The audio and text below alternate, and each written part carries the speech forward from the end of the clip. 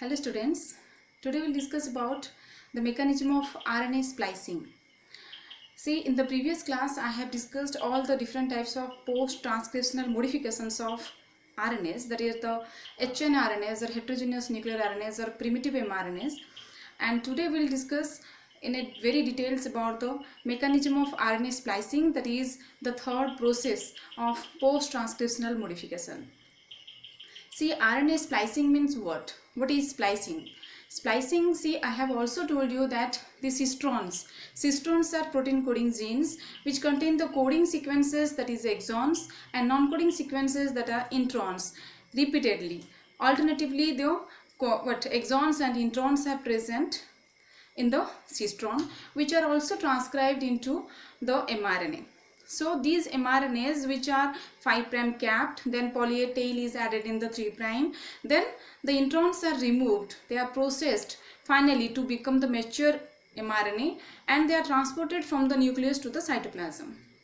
So the third process of post-transcriptional modification, that is splicing, first 5' capping is done, then 3' polyadenylation is done, then about the splicing. Splicing means introns or the non-coding sequences which are present in the primitive mRNAs, they are removed so that a continuous stretch of protein will be synthesized during translation from the mRNA. Okay, so how the splicing occurs, how the non-coding sequences, the introns from the primitive mRNAs are removed out. This process we'll discuss in a detail here. So what occurs? Some of the RNAs, in case of the protozoas and in case of lower plants, some of the RNAs, they are spliced automatically, and these are the ribozymes. Ribozymes are the catalytic RNA which can remove their own introns. They do not need any help of the spliceosome complex. What is spliceosome complex? Spliceosome complex means these are made up of small nucleoribonuclear protein complexes, snRNPs. Okay, these are small nucleoribonuclear protein complexes. They make the spliceosome complex. These spliceosomes, they attach in the exon-intron join point. I have told you that the exon and intron, they are present repeatedly, alternatively in the mRNA or primitive mRNA. So these introns have to be removed out, and in the exon-intron junction, this spliceosome complex, they are bound, and they remove the introns. Then the exons, they join, and then the mRNA become mature, or post-transcriptional modification process becomes over. Okay, so how the spliceosome complex is formed, how the spliceosome, they remove the introns, all these things let's discuss. See, this is mechanism of RNA splicing, and just I have told you, in case of catalytic RNAs or ribozymes only, without the help of spliceosomes, the splicing occurs. Neither in most of the higher eukaryotes, spliceosome mediated splicing occurs. Spliceosome, these are the complexes which are made up of 5 different types of snRNPs. These are small nuclear ribonuclear protein complexes. They make the spliceosome. Okay, and spliceosomes are of 2 types: major spliceosome and minor spliceosome. Major spliceosomes, they are responsible for the splicing of most of the primitive mRNAs which are normally found. These normally found mRNAs, they are having what? GU sequence in the donor site and AG sequence in the acceptor site. All these things I will tell you. See, what is there? Major spliceosomes, they do the splicing process of most of the mRNAs, primitive mRNAs, and minor spliceosomes, they remove the rare introns. Rare introns means these introns do not have these sequences: GU sequence in the donor site or 5' site, AG sequence in the acceptor site or 3' site, they do not have. Okay, so 2 different types of spliceosomes are there, and major spliceosomes, they are made up of 5 snRNPs. These are U1, U2, U4, U5 and U6 snRNP. Similarly, the minor spliceosomes, they are made up of U11, U12, U4 ATAC, U6 ATAC and U5 snRNP. See, in both the cases, this U5 snRNP, it is common. The U5 snRNP, it is involved in both the spliceosome formation. Okay, then what happens, how the major spliceosome, it acts, it removes the introns in the normal case. in the normal introns. These normal introns, what are means in these introns what are the sites present, so that it can be easily cleaved, it can be easily removed from the primitive mRNA. See what is there. Within these introns, 3 sites are important. What are the 3 sites? See, I have told you that the primitive mRNA, it contains exon, then intron, then again exon, then intron, then exon, like this. These are exons, these are introns, exon and intron, like this. These introns, they have to be removed out. This is intron, this is another intron. So these introns, they are removed out, and exons, they join. Okay, this is splicing only. So what happens? Within the introns, 3 sites are there. First, see, this supposed to be, we are considering about this first intron. This is the 5' site of the intron.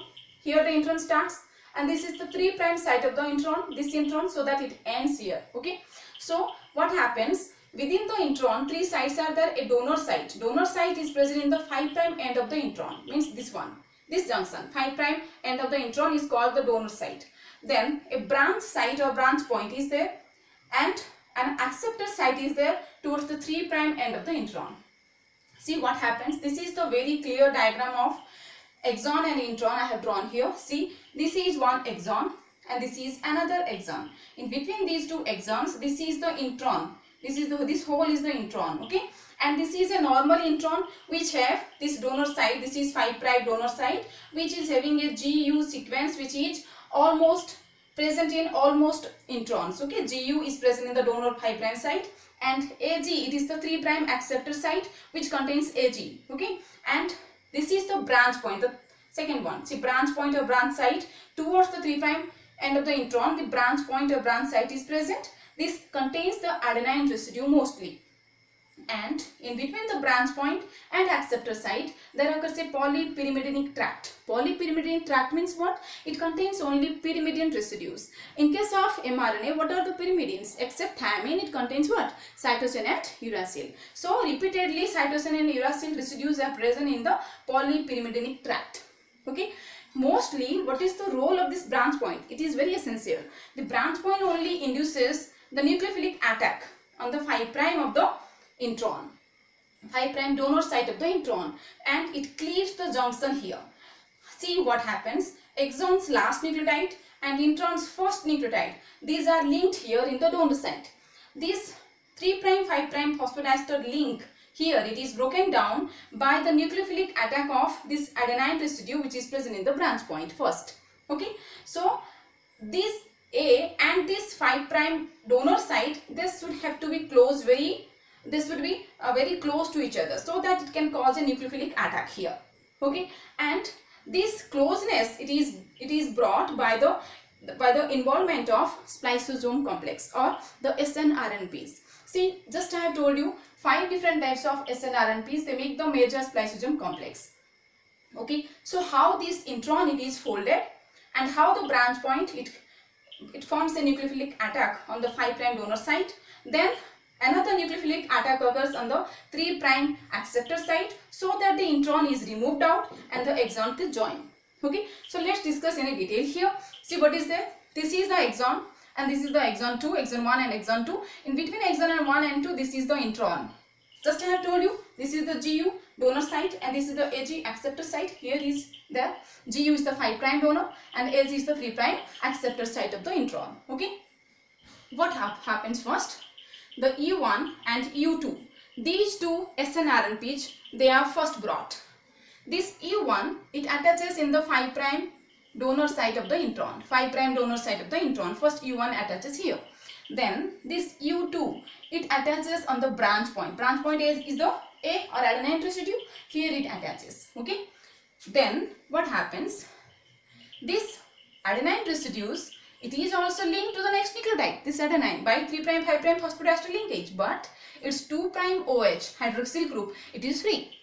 This 2' OH of adenine residue, it causes a nucleophilic attack on the 5' junction of the intron and exon. Okay, so here what happens, this should be very much close to each other, and it is done by the complex, that is U4, U5 and U6. This triplet complex, it is brought. After attachment of U1 and U2, these 3 proteins, snRNPs, they in a complex, they come near to this complex, okay, and they are linked here. How the structure it forms now? This intron, it is folded. This intron is folded, and these exons, they come very close to each other. Now see, what is this? This is the U1 5' junction. This is the U1 5' junction, and this is the branch point. This is the branch point where the U2 was attached. Here also the UT is there. Then the U4, U6 and U5. See, priorly U1 and U2 were there. As usual, U1 and U2 are there. And then this complex, triplet complex, it comes. It attaches the U4 here. U6, it attached in the A or the branch point. Then U5, it links the exon 1 with the exon 2. So that this folding structure can be maintained in the intron structure. This exon 1 and exon 2, these are joined by the U5 snRNP. Okay. Then what happens? See how it occurs. This adenine is now very close. This adenine residue or the branch point, it is very close to the 5' donor site of the exon intron junction now, and it causes a nucleophilic attack. It causes the 2' OH, the 2' OH of the adenine, it causes a nucleophilic attack here to the 3' 5' phosphodiester linkage between the last nucleotide of exon and the first nucleotide of intron. Okay. So what happens? See, after attachment of this U4, U5 and U6, what happens? This U1 and U4, these are released. Their work is over. The U1 and U4 are released. Then what is left? Let's see in the next diagram what happens. See, U2 and U6, these are there in the adenine, in the branch point. Okay. And U5, it is linking the exon 1 and exon 2 as usual, and the intron is as usual folded. Now see, this 2' OH of adenine, it puts a nucleophilic attack on the 3' 5' phosphodiester linkage between the junction, that is the donor site of the intron, between the junction of the nucleotide, last nucleotide of exon 1 and the first nucleotide of intron. Okay, so that this bond, it is broken. Due to the nucleophilic attack, this bond, this 3' 5' phosphodiester linkage here, it breaks. Okay, so what happens? See here, it breaks and it comes and attaches here because it has caused a nucleophilic attack. So in the next diagram, I have also shown you here that this is as usual attached. This is the 3' acceptor site of the intron. It is as usual attached. This is the adenine residue. Then it causes a nucleophilic attack on the 5' site. So now this 5' site, it has been linked here in the A site. And what happens in the last nucleotide of the exon, the 3' OH is now free. Now the 3' OH of the last nucleotide of exon, it is free because of the breakdown of the phosphodiester linkage in the 5' site of the intron. Okay, so this 3' OH of the exon, it is now free, and it causes a nucleophilic attack on the 3' acceptor site of the intron. See what happens. I'll again repeat all this process. See, first what happens, the 5 snRNPs, they are bound here. Then what happens, U1 and U4, they are released. Okay, then it is needed to be folded the intron so that the adenine, the branch point and the 5' acceptor site, 5' donor site, they have to come very close to each other. So what happens, now it is very close. Then the 2' OH of the acceptor, it causes a nucleophilic attack on the 5' donor site of the intron. Then this 3' 5' phosphodiester linkage, it is broken and it is linked here to the A residue, and the 3' OH of the 3' OH of the last nucleotide of exon, it causes a nucleophilic attack on this 3' junction. This was the 5', this was the 3' of the intron. Now this 3' of the intron, it is also cleaved. This junction is also cleaved, okay, due to the nucleophilic attack. And what will happen? This exon and this axon will join, and it will be released, this intron will be released as a lariat. Because of the nucleophilic attack, this junction, it breaks and it will release as a lariat, and the 2 exons will join here. Okay, so in the next diagram, see here it is 5' and 3' of the exons, they join, 5' and 3' exon 1 and exon 2, these are linked, and this intron, it is removed as a lariat. Why it is lariat? Because of the structure. It means it seems like a lariat. Okay, nothing else. So what is there? All these things again I am telling you. U1, U2, U4, U5 and U6. These 5 snRNPs, they make the major spliceosome complex, which mostly splices almost all the monocystronic mRNAs which are present in the primitive form during the post-transcriptional modification. First what happens, U1 it joins in the 5' donor site, and U2 it joins in the A, means it is the what? Branch point. It is the branch point which is present towards the 3' of the intron. Okay. So what happens after this triplet snRNPs, they are brought and they are also linked. After they are loaded here, these two are released, U1 and U4 are released. Then what happens, U5 it links the exon 1 and exon 2, so that the intron will be folded in the form of a folding, it will remain, so that the adenine, the branch point, will be very close to the 5' donor site. So it causes a nucleophilic attack. This bond it breaks and it attaches to the adenine residue. And what happens, the last nucleotide of the exon, it becomes free. That is the last nucleotide is 3' OH. It will free. So this 3' OH of the last nucleotide of the exon, it causes the second nucleophilic attack on the acceptor side, that is the 3' end of the intron, so that this bond is again broken down and this intron is released and the exons they join. Okay, so exon 1 and exon 2, these are linked, intron is released out. Then U5 and U6, U2, these are also released. So this is the process of removal of all these introns one by one during the process of splicing, and all these introns are removed and exons they join, so that the mature mRNA is now very ready to be delivered into the cytoplasm for translation or protein synthesis. Okay, so this is the splicing process. Let's discuss about the minor spliceosomes. Minor spliceosomes, they are made up of 5 different types of snRNPs, and U5 is common in both the cases. It removes the rare introns which are not having these sequences GU and AG in the donor site and acceptor site. These are found very rarely. These introns are removed by this minor spliceosome complex. Okay.